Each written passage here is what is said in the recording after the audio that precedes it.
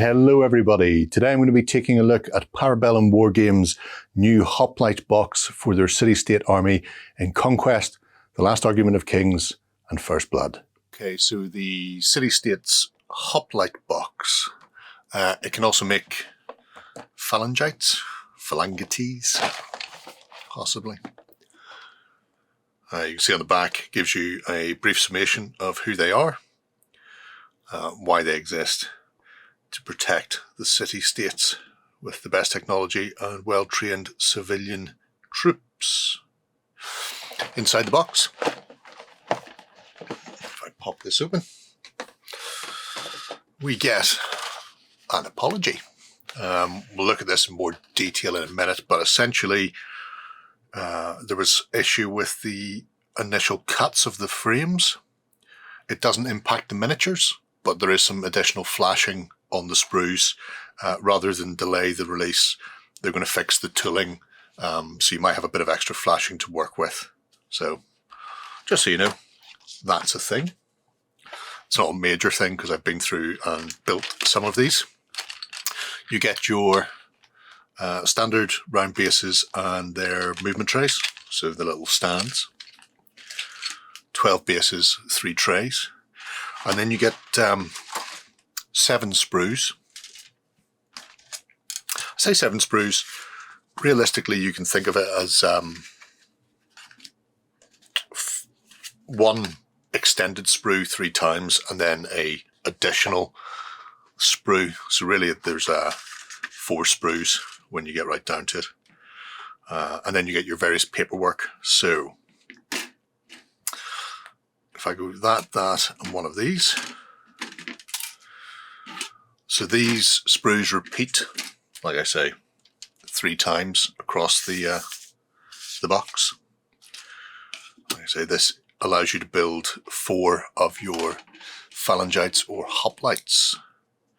Have a look at the build instructions in a moment. So your main sprue, it contains the shields and spear, and then they also contain the pike. And the pike come in 2 sections, so you've got pikes with a very distinctive head on them as well. They have like a flanged top. There's a certain amount of high tech with the city-states. The technology from before the Old Dominion crashed sort of brought here. You've got a set of helmets, 2 types. They do suggest the crested helms are for the Hoplites, and then the sort of Phrygian style sweeping helm for the Phalangites. As you can see, everything's numbered for the build. Cloaks all come in 2 parts, and from what I can see, you can leave the cloaks off if you don't want the cloaks. Maybe you want to distinguish unit types in some way. The actual interior of the models are also numbered, so you can see there cloak 1, cloak 2, and so on and so forth. That's our first sprue. The second, smaller sprue, contains 1 body, although not complete. The other part is on the other sprue. Cloak, some more heads. So here you can see some of the additional flashing, and probably there you can see a large additional piece of flashing on this part of the sprue. Again, not connected with the model, but you'll just need to go around and remove these little additional pieces. It's plastic, so it's not difficult to clean up. Just scrape it back with a scalpel. The pieces around the edge of the helmet will need a bit of a scrape as well, but they are relatively easy to do. You might want to be careful on the helmets that you don't lose any detail, because there is a bit of detailing around them. So if you're a bit heavy-handed, you might scrape off something you shouldn't. Like I said, this is an issue with the early sprues. They are fixing the tooling. So it's entirely possible when you buy these that you won't even have that issue, but just something to be aware of. The last sprue is the upgrade for the commander. So if you are making the Hoplite unit, use this aspis with arrow skirt on it, which is lovely, lovely detail. There's Greek key all the way across the bottom. Then we have a choice of 2 helmets. So again, crested for the Hoplites is suggested. This is a transverse crest, very Spartan-esque if you want to go that way. And then our Phalangite, the pike block, gets this twin crest, the large sort of horse head. Again, all numbered, so building it is easy as pie. We do get a set of instructions, so much easier these days. You can see here how to build Hoplites and Phalangites. These are steps 1 to 4, so you've got each pose 1, 2, 3 and 4 for both types. Builds are not difficult for the Hoplites because the shield and spear are independent. A little more tricky for the first 3 pikemen though, because the arms and the pikes have to match up. But you can see, very simple, and as far as I can see, every pose number works out correctly. I know I've seen some kits in the past where occasionally the numbers don't always mirror particularly well. I will say, I think the heads are all interchangeable. I think I did swap a couple around because I didn't want to put a leader helmet on. But it doesn't actually say, if you don't put the leader helmet, which one you put on instead, which is a little bit of an oversight, but I just put one together and stuck it on anyway, and it fitted. The neck pose all slopes down, left to right, so you're not going to, as far as I can tell, you're not going to put a head on and it's going to sit at a weird angle, because they are all interchangeable, so you've got some options there. So let's have a look at them up close and personal. Okay, so here is a built set of pikemen. As you can see, they rank in order.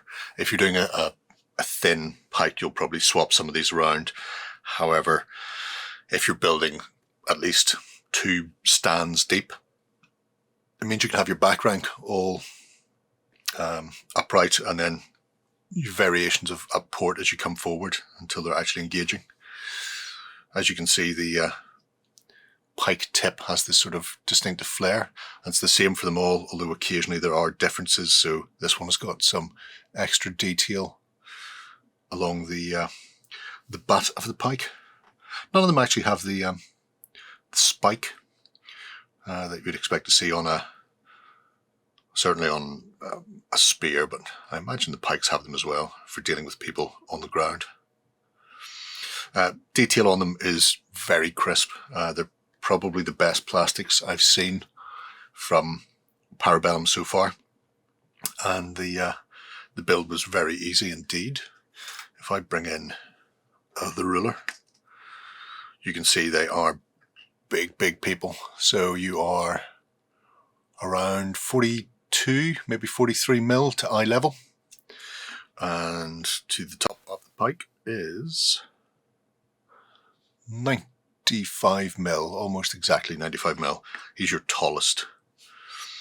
They all have a little bit of detailing on them, with the right hand has all been replaced with some technological advancement, presumably to make it easier for them to hold and thrust those spears with a degree of power, because it's only the right arms. They have individualized armor, so it has that sort of city-state feel, but at the same time citizen soldiery, where they're having to provide their own equipment. So while styles of armor looks the same, the intricacies, the details are slightly different. The cloaks are 2-piece. You need to put them on before you put the head on. They suggest gluing the cloaks on, or gluing the cloaks together, front and back separately, and then setting them on. You could just glue it in place, but these cloaks are specific to the body, so you can't mix and match those. Also, I've noticed because the way they're built, the biggest seam lines you'll have are there. As you can see, I've used polystyrene cement to melt them down slightly. I just need to buff it out with wire wool to hide that seam. It's not a major thing. The rest of the build is very, very clean. You can see the pike also has something similar because you've got a butt, so it's like an L-shaped join attaching the two pieces for extra security. And again, when you're putting these together, you'll need to have both arms gluable at the same time, because you'll need to wiggle them slightly to work out the best fit while keeping the pike straight. So arms glue on together. But overall, a beautiful kit with really crisp detailing. Like I say, bar that slight flashing issue that they're planning on fixing. Beautiful, absolutely beautiful kit. They also come with the relevant cards for your gaming, so you can set out your activation, which is very important with this unit, or this army in particular, because your activation really comes into play with the strategic deck. But there you go. That is the Phalanx, or the Hoplites for the city-states. So there we have it, a box set of city-state Hoplites, or Phalangites, which is how I'm going to continue to call it until somebody comes around my house and teaches me it properly. Interesting set of figures. I really like the design aesthetic, the idea of that sort of high-tech Grecian armour is really nice. I also like the fact that the cloaks are technically optional. If you do leave the cloaks off, you may find that you've got a few extra seam lines to hide with a bit of filing or buffing or putty, whatever it happens to be, that would normally be covered up. But it does give you that interesting idea that you can mix and match, drop some in with cloaks, some without, just to change up how your regiments look. So it's really good for that. And game-wise, they're absolutely stonking. So let me know what you think below, if the city-states are for you. Until next time, bye-bye.